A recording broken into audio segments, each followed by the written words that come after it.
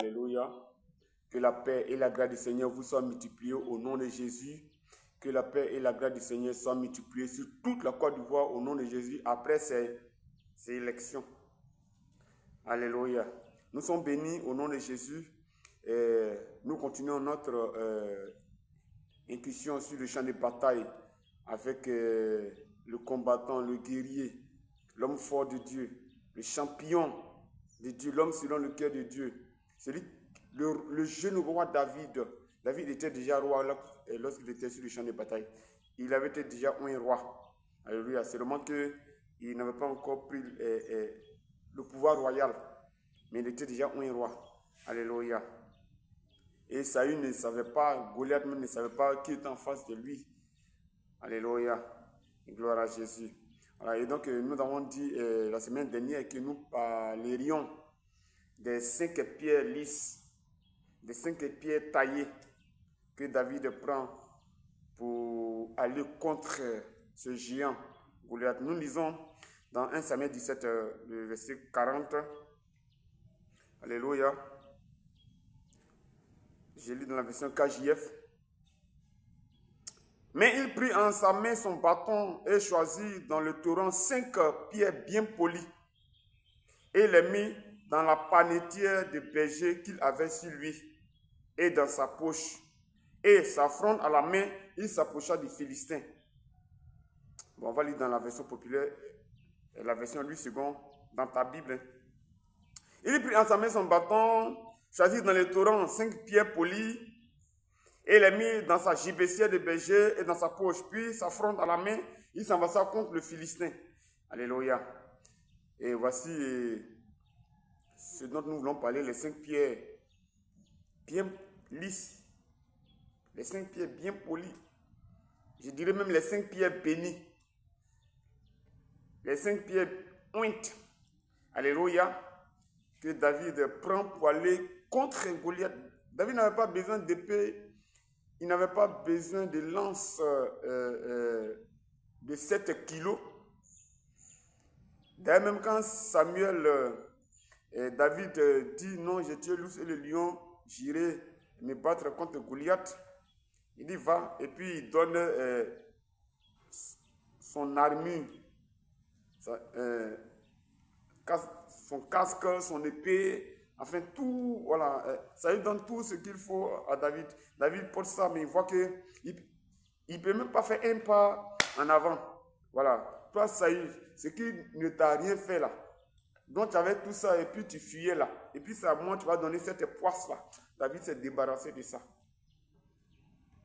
Alléluia. Donc il va. David c'est un berger. Un berger, il a toujours son bâton en main. Voilà. Houlette. Gloire à Jésus. La houlette du berger. Donc voilà, le bâton du berger. Un berger aussi, il a toujours sa lance-pierre. Voilà, bon, chez nous on appelle ça lance-pierre, mais ici on appelle ça fronde. Voilà, mais c'est ça, lance-pierre. Alléluia. Gloire à Jésus.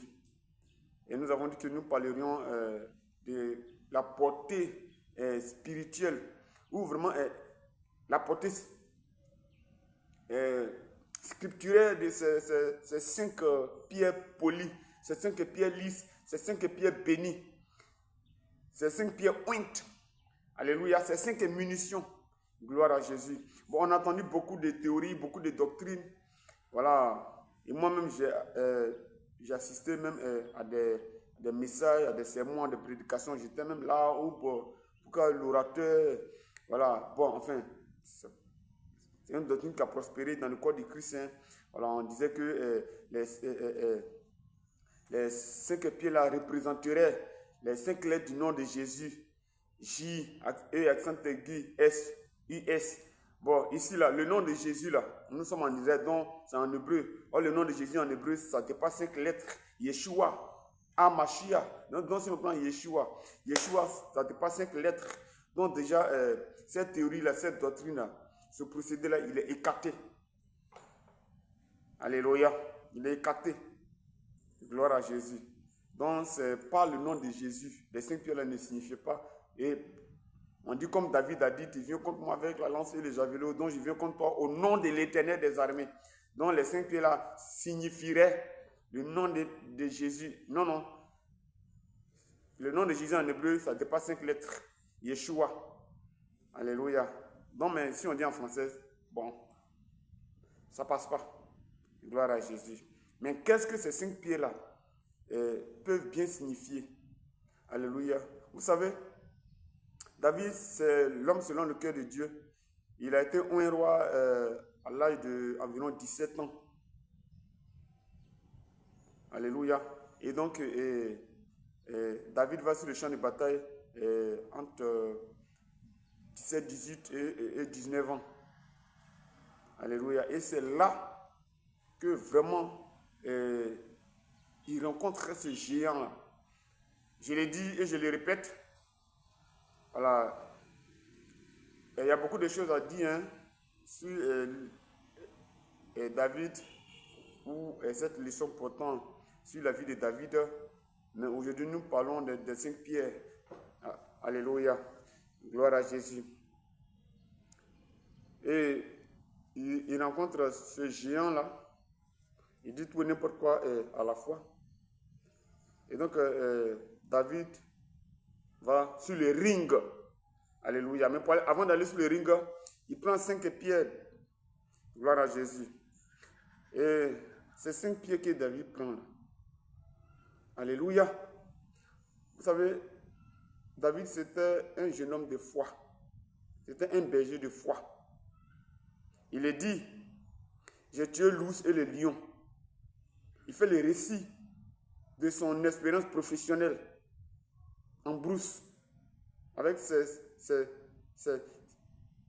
son peu de brebis. Alléluia. J'ai tué l'ours et le lion à main nue. Gloire à Jésus. Mais un berger, voilà, comme je l'ai dit, il a toujours son bâton, sa houlette de berger, il a toujours sa lance-pierre. Bon, est-ce que David n'avait pas d'autres pierres? Ou bien quand il va là, ou bien il a pris seulement sa gibecière, il a pris sa fronde, il a pris son bâton, et il n'a pas pris d'autres cailloux. Alléluia. L'Écriture ne le dit pas. Ou s'il y avait d'autres cailloux, et que David, là, il était sur un ring, ce n'était pas les cailloux pour chasser les animaux ou les oiseaux, ou pour écarter les dangers. Mais c'était vraiment des cailloux de combat spirituel, de combat spirituel, de combat physique, de combat de géants. Alléluia. Gloire à Jésus. Quand vous êtes un homme de foi, quand vous faites les choses par la foi, par l'Esprit de Dieu, le Saint-Esprit va vous amener à faire aussi des choses extraordinaires, des choses d'une portée vraiment spirituelle, que peut-être que vous-même, ici là, vous ne comprenez pas, mais que le Saint-Esprit va vous amener à faire. Alléluia. Parce que le Saint-Esprit, c'est lui qui mène le combat. Parce que c'est Dieu qui mène le combat. Donc Dieu va vous amener à faire des choses extraordinaires qui ont une portée très significative, qu'elles soient spirituelles ou bien qu'elles soient prophétiques. Alléluia. Et donc, ces 5 pierres-là, elles ont une portée prophétique, une portée spirituelle. Gloire à Jésus. Nous lisons dans 1 Samuel 6. Alléluia. Dans 1 Samuel 6. C'est toujours dans Samuel, hein? Mais là, nous retournons dans 1 Samuel 6. Vous allez comprendre la portée de ces 5 pierres-là. On va commencer à partir du verset 4. Alors, on peut commencer à partir du verset 1. Mais pour gagner en temps, nous allons commencer à partir du verset 4. Alléluia. Dans 1 Samuel 6, à partir du verset 4, je lis. Dans la version 8 secondes, voilà. Les Philistins disent, quelle offrande lui ferons-nous? Il répondit, 5 tumeurs d'or et 5 souris d'or, d'après le nombre des princes des Philistins. d'après le nombre des princes des Philistins. Car une même plaie a été sur vous et sur vos princes. Alléluia. Je lis dans la version KJF. Et il dit, quelle offrande lui paierons-nous pour le délit? Et il répondit, d'après le nombre des princes des Philistins, 5 hémorroïdes d'or et 5 souris d'or, car une même plaie a été sur vous et sur vos princes. Alléluia. Et donc, on remonte au verset 16. Alléluia. Gloire à Jésus. On remonte au verset 16, verset 14 et 16 là. Gloire à Jésus. Voilà. Alors, j'ai lu le verset 16 pour vous. Dans la version KJF. Et les 5 princes des Philistins, ayant vu cela, retournèrent le même jour à Écron. Et voici les tumeurs d'or que les Philistins donnèrent au Seigneur en offrande pour le délit. Une pour Asdod, ça fait 1. Une pour Gaza, ça fait 2. Une pour Askelon, ça fait 3. Une pour Gath, le village de Goliath, ça fait 4. Une pour Écron. Écron, le chef-lieu de province. Alléluia. Gloire à Jésus. Donc, quel que cela, bon déjà, d'autres ont déjà commencé à comprendre, avant même que je n'entre dans le vif du sujet, bien dans l'explication, d'autres ont déjà commencé à comprendre, et déjà par la lecture déjà de 1 Samuel 6.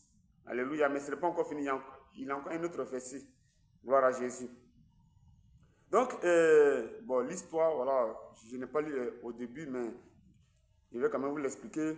C'est les Philistins sont allés attaquer les Palestiniens comme ça s'est passé le 7 octobre 2023 là. Voilà. Vous vous souvenez, non? Le massacre des Juifs du 7 octobre 2023. C'est la même chose qui s'est passé ici. Donc, les Palestiniens et les Philistins n'ont pas changé. C'est le même peuple. Donc, ils sont là à attaquer Israël. Et cette fois-ci-là, ils ont pris l'arche du Seigneur et ils ont envoyé ça dans la maison de leur faux Dieu. Et la version KJF appelle ça un délit.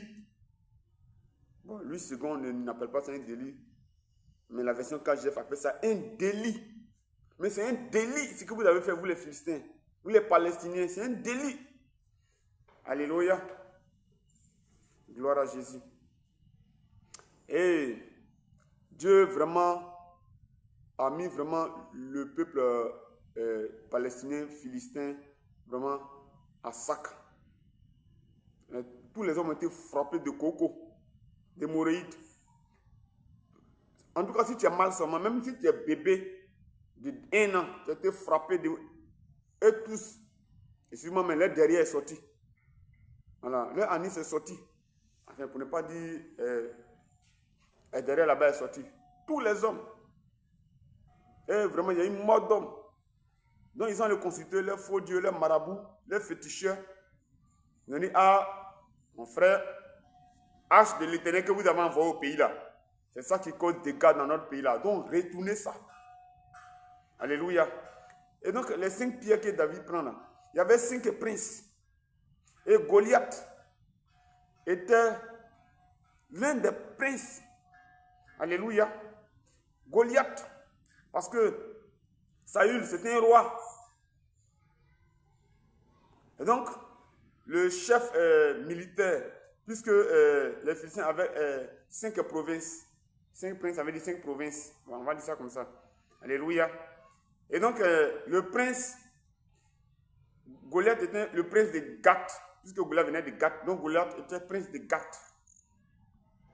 Donc, ça veut dire quoi? Le jour où David a tué Goliath, là, les 4 autres princes là étaient la prince de Asdod, prince de Askelon, prince de Écron, prince de quoi encore là? Gaza. Voilà. Aujourd'hui, c'est Gaza qui est la capitale de la Palestine. Voilà. Sinon, à l'époque, là, c'était Ekron. Ekron qui était la capitale. Donc si aujourd'hui Gaza est la capitale, donc Gaza était une principauté. Mais à l'époque, là, c'était Ekron qui était le chef-lieu de province. Et donc peut-être la capitale. Donc Goliath était un prince de Gath. Et à l'époque, là, c'est les rois et les princes qui étaient vraiment les chefs guerriers, les chefs militaires, les combattants. Et donc ce n'est pas en vain si David était aussi. Alléluia. Gloire à Jésus. Donc les 5 pierres que David ramasse là, c'est une munition pour chaque prince. Une balle pour chaque prince. Une pierre pour chaque prince. Goliath a pris balle. Comme c'était lui qui était devant là. Donc il a pris pour lui. Donc si peut-être que David a mis 4 pierres en réserve. Et puis maintenant, l'autre pierre là, c'est pour Goliath. Donc les 4 princes restants là, David va les achever. Et vous allez voir que dans la suite des temps, David a achevé tous les 5 princes des Philistins là. Et donc, quand vous, enfants de Dieu, vous comptez sur le Seigneur, vous avez confiance, vous mettez toute votre confiance dans le Seigneur, Dieu va vous faire des choses, des actes qui ont une portée spirituelle. David même n'a pas compris. David n'a pas compris que pourquoi ces 5 pierres il a pris. Mais c'est écrit dans votre Bible. Alléluia. Et 1 Samuel 6 là, ça dit beaucoup de choses. Alléluia. Gloire à Jésus. Donc Dieu a frappé les 5 provinces et puis les 5 princes là. Gloire à Jésus. Et vous allez voir quand David tue Goliath, et tous, ils replient vers Ekron, parce qu'à l'époque là, Ekron était comme la capitale. Gloire à Jésus. Et nous lisons encore, et dans la parole de Dieu, dans ta Bible, alléluia, l'autre fait important de ces 5 pierres que David ramasse là. Alléluia. Et je vous ai dit la fois dernière, c'est vendredi dernier, 24 là, que je devais faire la vidéo. Et voilà, j'étais dans la douche, je réfléchissais comment vraiment j'allais bien organiser, bien ordonner, bien coordonner pour faire la vidéo. Et pendant que j'y réfléchissais, j'y priais, parce qu'il me pensait encore de l'esprit qui me vient pour étoffer, pour compléter le message. Alléluia. Je dis que nous sommes les enfants de Dieu. Si nous avons confiance au Seigneur, si nous avons une mission pour le Seigneur, une commission pour le Seigneur, le Saint-Esprit est l'enseignant parfait, c'est notre éducateur. Quand vous étudiez la Bible, le Saint-Esprit vous aide. Alléluia. Parce que le peuple doit être éduqué, le peuple doit être enseigné. C'est pourquoi j'ai dit que l'émission c'est la vérité de l'évangile et l'évangile de vérité. Gloire à Jésus. Alléluia. Et c'est ce qui même est arrivé à David. Nous lisons dans 2 Rois 13. Alléluia. 2 Rois 13. 2 Rois 13. À partir du verset 15. Alors que je retrouve ça. 2 Rois 13. À partir du verset 15. Et vous allez voir encore comment les choses se sont déroulées là-bas. Gloire à Jésus. Pour dire que quand vous comptez sur le Seigneur, quand vous mettez votre confiance dans le Seigneur, quand vous faites tout pour la gloire de Dieu, le Saint-Esprit vous aide à faire des choses extraordinaires. Alléluia. 2 Rois 13, à partir du verset 15. Gloire à Jésus. Voici ce qui est écrit. Et c'est l'histoire du prophète Élisée vers la fin de sa vie. Alléluia. Je vais d'abord donner quelques petits détails avant de lire. Il y a un jeune roi qui vraiment aimait le prophète Élisée, que le prophète Élisée aimait parce qu'il se confiait beaucoup au prophète. Voilà, vous savez, chaque roi d'Israël qui craignaient Dieu, même ceux qui ne craignaient pas Dieu, avaient un prophète. Alléluia. Voilà. Parce que chaque président de la République actuellement là a son marabout, a son féticheur, a son guide franc-maçonnique. S'il est chrétien, certainement, il a son pasteur ou son prophète, ou bien vraiment son menton spirituel. Et ça, c'est dans la Bible. Alléluia. Bon, je ne sais pas comment ça se fait, voilà. Mais aujourd'hui, là, chaque président de la République a son marabout. S'il est musulman, il a son imam marabout. S'il est féticheur, ou même s'il est franc-maçon, en tout cas, il a son quelque chose franc-maçon là-bas. Et donc, nous lisons dans 2 Rois 13, verset 15. Élisée lui dit, voilà, on va un peu abréger pour gagner en temps. Alléluia. Voilà, nous sommes à 20 minutes. Et comme les vidéos seront un peu courtes, on va aller rapidement. Alléluia. Élisée lui dit, prends un arc et des flèches. Et il prit un arc et des flèches. Verset 16. Élisée dit au roi d'Israël, tends l'arc de ta main. Et quand il lui tendit, Élisée mit ses mains sur les mains du roi et dit, ouvre la fenêtre vers l'Orient. Ouvre la fenêtre vers où ça? Vers l'Orient. Il dit, tout se déroule en Orient. Alléluia. Voilà. Tout se déroule dans cette région de la terre là. Tout se déroule dans cette région de ce monde-là. Alléluia. En Orient. Gloire à Jésus. Donc si vous allez voir les autres vidéos, vous allez voir que Orient, Orient, Orient. Alléluia. Ouvre la fenêtre vers l'Orient. Et il l'ouvrit.